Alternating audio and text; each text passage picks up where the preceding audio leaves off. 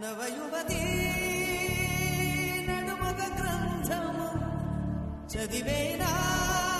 పలుచలి రాత్రులు మంచులో దూరాలేలా జవరాల విడియాన్ని ఒక పరి విడిచిన మరి తప్పేముంది నన్నే తాకొద్దని గగనాన్ని ఆపేన సాగరం నన్నే ముట్టుకోవద్దని చేతులకు చెప్పేన వేణువు నీ స్పర్శే చంద్రుని మచ్చలు మాపులే కనులలో జారెడు అందాల జలపాతమా నన్ను